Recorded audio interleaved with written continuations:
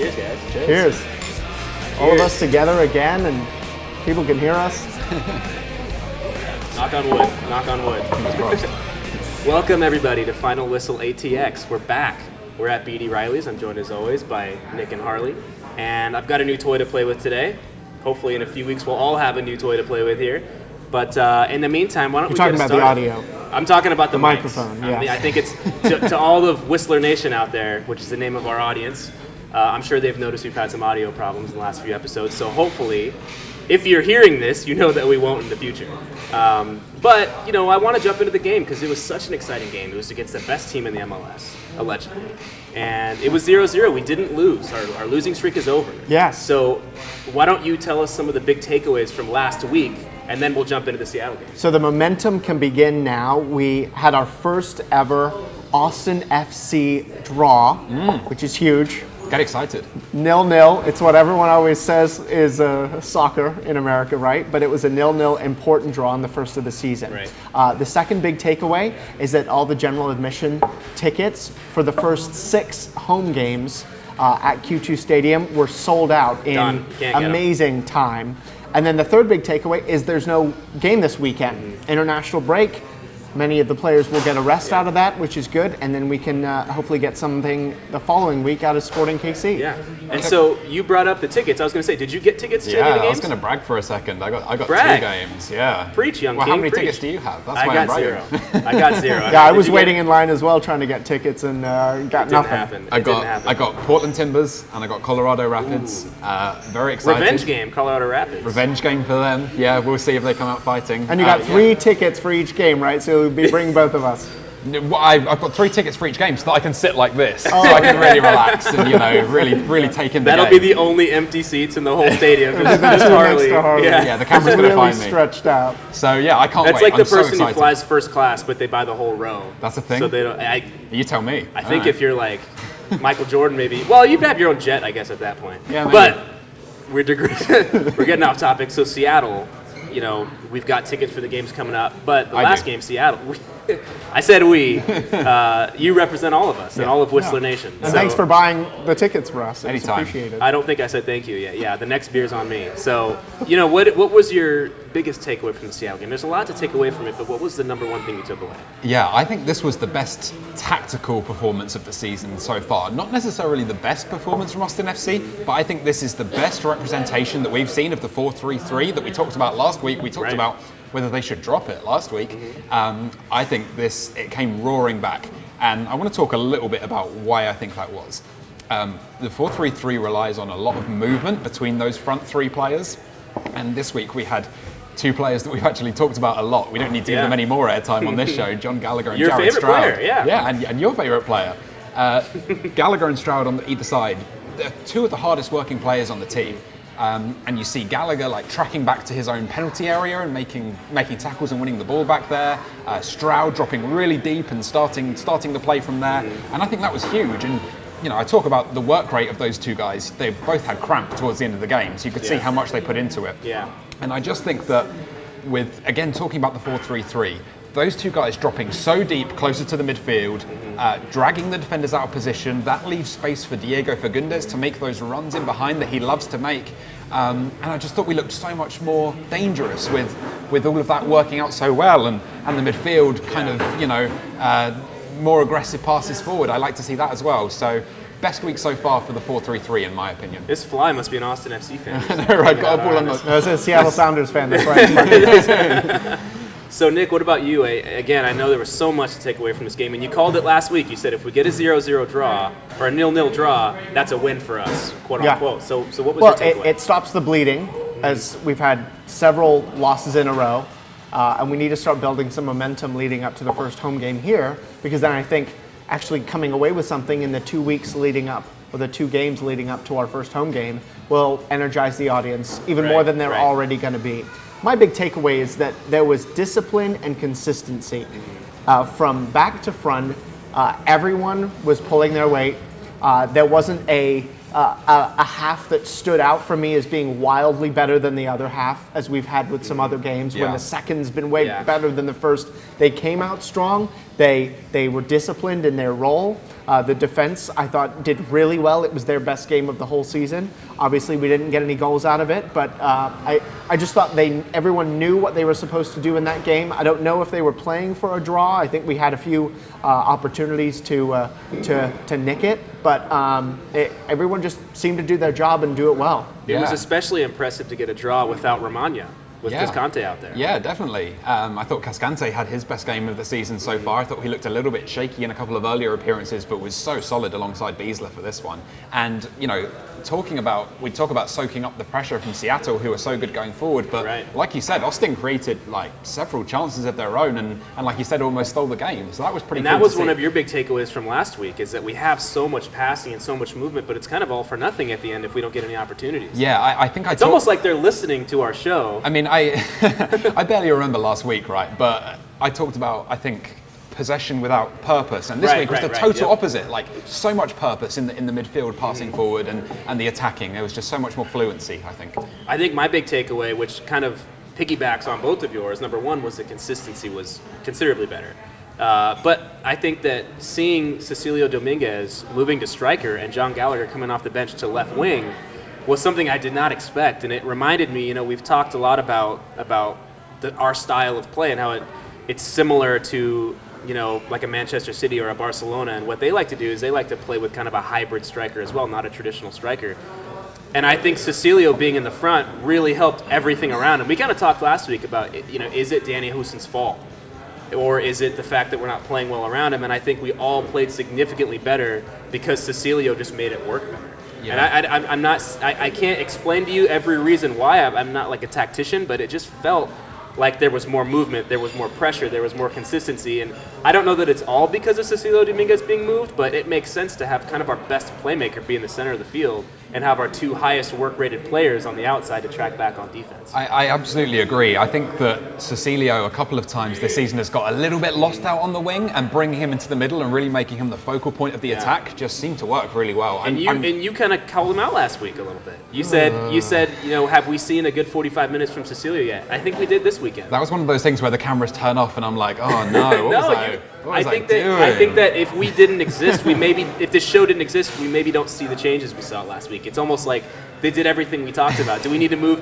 You know, are the right starters playing? You know, are we seeing consistently what they can do? And I think it's like they answered all the questions that we asked last week. I think like we both talked about the movement with the front three and Cecilio being a part of that as well. I'm just really interested to see if he continues as that number 9 or the false 9.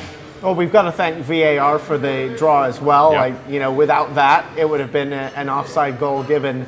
As we were all watching, we're sort of like, I think that's offside, right? I think that's offside, as we were texting each other watching the game. And thankfully, video review came in real handy there and saved us. But for that minute or two when the score read 1-0, it was like, oh no. It's rare that soccer fans will look at VAR in a positive light. Well, it screwed us in the Nashville game. Yeah. Stroud scored against Nashville and that was ruled out, rightly so, and VAR got it right 2 weeks in a row, so it seems to be a little bit more popular than it is over in England. I think they're using it right here.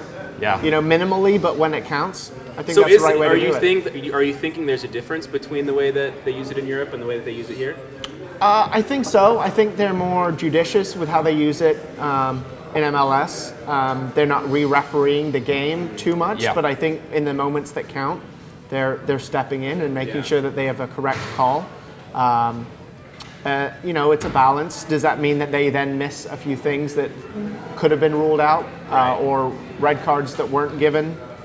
Maybe. But I kind of like the way they're doing it. I have a problem in basketball. I feel like they're reviewing way too many plays, and now the last 5 minutes take an hour. Yeah. I mean, and I'm not even being funny. Like, sometimes it does take 30 minutes for the last 2 minutes because every single play is reviewed, and sometimes it's really obvious. And I hope that soccer can stay where it's at and not just gradually get worse and worse and worse and just review every single thing, because that takes kind of the human element out of it. You know what I mean? So with that being said,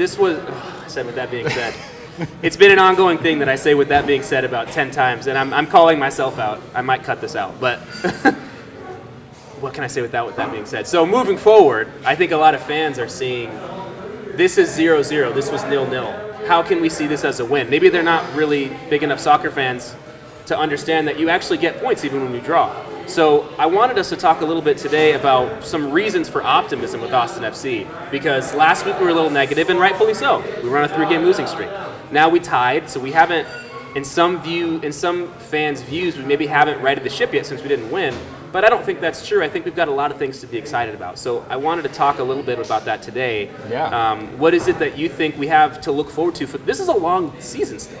Yeah. We're only 7 games into this thing. Yeah, and with that being said, I know that we talked a couple of weeks ago about our favourite players so far. I want to, this is kind of microscope level here, but I want to highlight a player who we had no expectations for. I did not know about him when we signed him. I had to kind of look this guy up. He's only playing because Ben Sweat tore his ACL in the second game. Zan Coleman, it's just been a revelation at left back. Gets up and down that left flank, creates chances going forward. You could easily expect like a 21-year-old guy from Slovenia, I think, to just look completely lost over in the MLS. Like, that would almost be the expectation. And instead, this guy who came in as the backup left back is playing so well. If you get a chance, just watch this guy, like the energy and the effort going up and down the left, but along with that, he's got the final ball to go with it. I've seen him take a few corners, which is a lot of responsibility when you've got players like Pochettino who can whip it in, and Dominguez. It's really impressive because Ben Sweat was in contention with the U.S. men's national team. I mean, he was kind of entrenched there at starter. Yeah. And when he came out, we're kind of thinking to ourselves, that's a big blow to our back four. And I thought with the very small sample size that we saw of Ben Sweat, he was playing really well. But Coleman comes in and just looks phenomenal at left back. So that's my reason to be cheerful, that we've got this guy who nobody really knew about before, who's just come in and played so well. So my hat's off to him. I have a question too. With that in mind, we have a lot of young players we should be excited about. Pereira, our first-round pick. Dominguez is only 26 years old. I heard the announcer say, and I don't know if he's being sarcastic, so I'm going to ask us this question even though we may not know the answer, but how old is Fagundes? I thought he was like 31, but they said he was 26. I think he's 26, and I think he's been around for a really long time. I was going to say, I thought he'd been in the MLS for like 9 years. Yeah, he had a lot of appearances as a teenager, so he's been around forever, but he's still like mid-20s. So I think we've got a lot to be excited about between Coleman being younger and Romagna really solidifying that back line. Yeah. Pereira, Dominguez. We've got Stroud, I think, is in his mid-20s. Mm-hmm. John Gallagher is in his mid-20s. So we do have we've got a good mixture of youth and veteran leadership. You need to come away with something before an international break, because then you dwell on it and you don't have the chance to then try and rectify it the following week.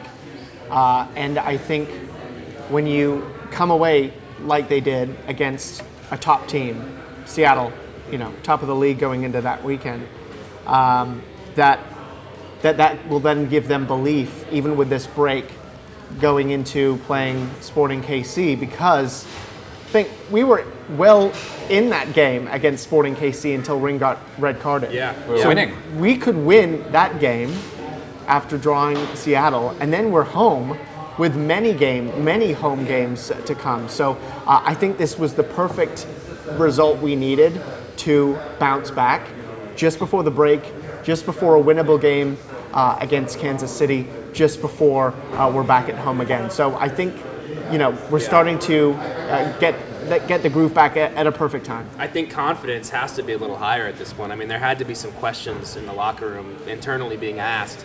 And I think the confidence goes up. I think, like you said, we were actually consistent. That was one of the first games we've been consistent through the whole time, and against a top-end team. I had to think that there was questions. Can we hang with a team like Seattle, or are we not there yet? And I think we answered a lot of questions about ourselves. So I hope that this is the beginning of what turns out to be a confident group, or even if we don't get all the results, I want to at least see us play with energy, play with confidence, which is something we've lacked. But now that we know when we do, we can compete with the best of the best. Yeah. I hope that helps us keep doing it. And now we just need the goals. That's what we need. Three games, I think, without a goal. If there was one thing to maybe talk about that maybe we're a little worried about, it would be that. Yeah. But I think we had more promise this last week, and maybe this is the way forward. I think there's a lot of reasons to be cheerful. I don't feel like we're putting a positive spin on this, but come on, let's just get some goals. That's the one thing that we really need to improve on. So we have a bye week this week. There's no game with Austin FC. We won't be back until the following week, but keep asking us questions on Twitter. Keep visiting our website, and what's the hashtag, Wyatt? The hashtag, Nick. Hashtag Final Whistle ATX.